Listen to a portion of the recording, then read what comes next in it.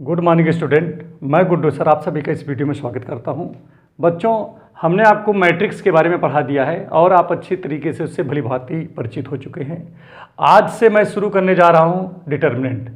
तो आज मैं आपको डिटर्मिनेंट का बेसिक बात बताऊंगा कि कैसे किस चीज़ का आप डिटर्मिनेंट का निकाल सकते हो। आज हम इस पर बात करेंगे। तो बच्चों, यहाँ पर देखिए, एक यहाँ पर लिखा है, हमने मैट्रिक्स लिखा है। ये मैट्रिक्स कितने ऑर्डर का है?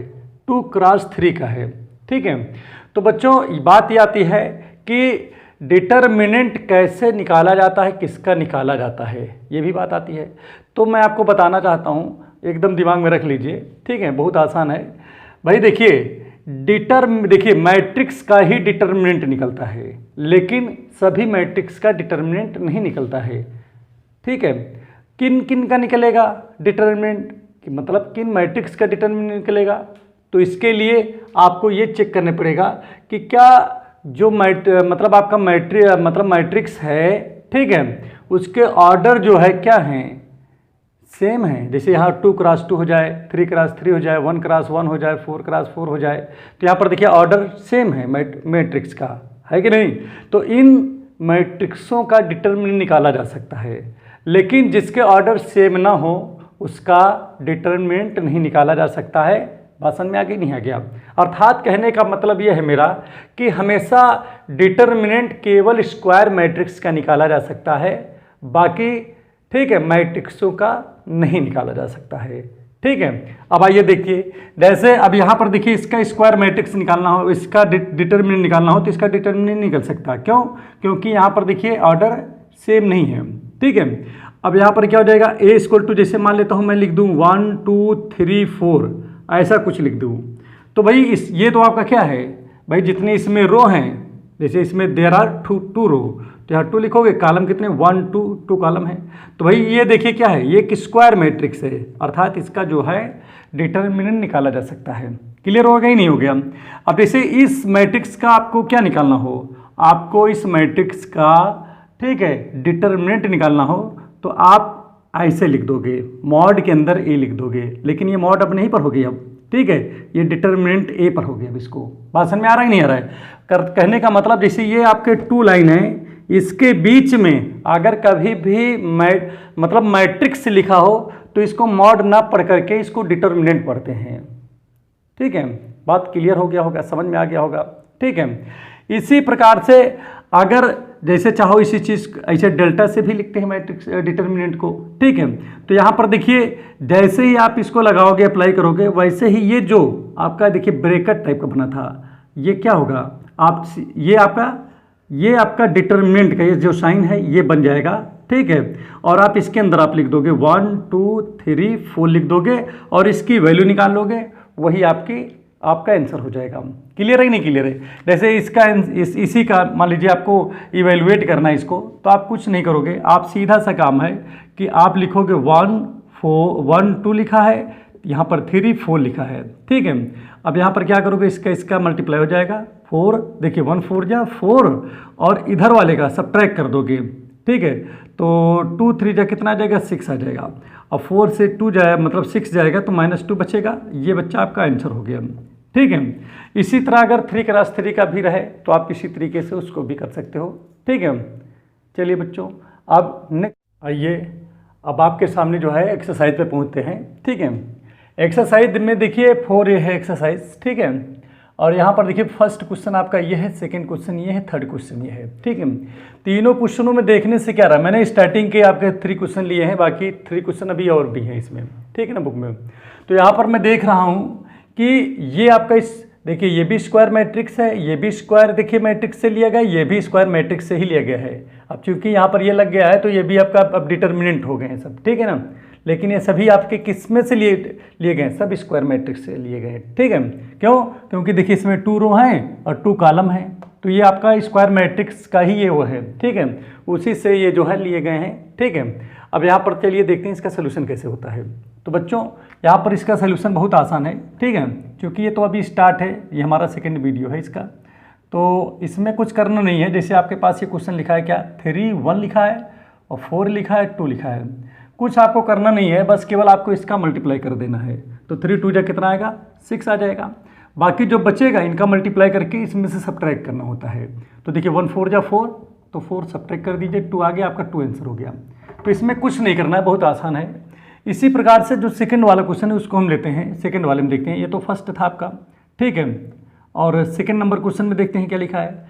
सेकंड में है -3, 1 लिखा है, -2 लिखा है, 5 लिखा है, ठीक है। अब यहाँ पर देखिए इसका भी हमको निकालना है, क्या निकालना है, इसकी वैल्यू निकालना है। तो आप क्या करोगे, इसका पहले मल्टीप्लाई कर दो इसका, तो माइनस देखिए 3 5 जा कितना आएगा, -15 आ जाएगा। और माइनस तो हमको करनी होता है इन दोनों का मल्टीप्लाई करके, जो आता है, ठीक है। तो देखते हैं कितना आता है। -2 1 जा 2, -2 आया, और भाई माइनस तो हमको करना ही होता है, तो माइनस माइनस क्या हो जाएगा, +2 हो जाएगा। और इसकी वैल्यू आ गया आपका कितना, -13 आ गया। समझ में आ रहा ही नहीं आ रहा है। तो इस प्रकार से 2 × 2 की जो है अगर कोई डिटर्मिनेंट आपको मिल जाए तो उसका आप जो है वैल्यू आसानी से निकाल सकते हो, ठीक है। अब आइए हम किस पे बात करेंगे, 3 × 3 पे बात करते हैं, इसके लिए बात करते हैं। ये भी बहुत आसान है, देखिए इसको कैसे करेंगे, ठीक है। मैं ऐसा करता हूँ, इसी जगह से मैं इसको आगे बढ़ा देता हूँ। बात समझ में आ रहा ही नहीं आ रहा है, क्योंकि जगह बहुत कम है इसीलिए। तो देखिए जब इसको हम ब्रेक करते हैं तो देखिए इसका स्पेंड करने का तरीका है, ये R1 है आपका, ये आपका R2 है, ये आपका R3, ये आपका C1, ये C2, ये आपका C3 है। तो देखिए हम इसको 6 वे से जो है एक्सपेंड कर सकते हैं, लेकिन यहाँ पर जो है हम कौन सा एक्सपेंड करने जा रहे हैं, किससे, R1 से कर रहा हूँ एक्सपेंड। क्यों, क्योंकि हम तो जीरो ढूंढते हैं, जिधर जीरो रहेगा उधर से एक्सपेंड करेंगे तो कैलकुलेशन कम करना पड़ेगा, ठीक है। तो एक्सपेंड कैसे करते हैं, जैसे 4 लिया हमने, ठीक है, जैसे 4 लिया, पहले 4 लेंगे, एक्सपेंड करने का तरीका देखिए, जैसे यहाँ 4 लिया, ठीक। तो देखिए 4 से जाने वाले रो और जाने वाले कॉलम को छोड़ देते हैं, बाकी बचा क्या भाई, जैसे 4 है, 4 से जाने वाला रो ये है और कॉलम ये है, तो बाकी बचा कौन, 5 बचा, -2 बचा, इधर -6 बचा, इधर 8 बचा कि नहीं, उसको लिख लेते हैं।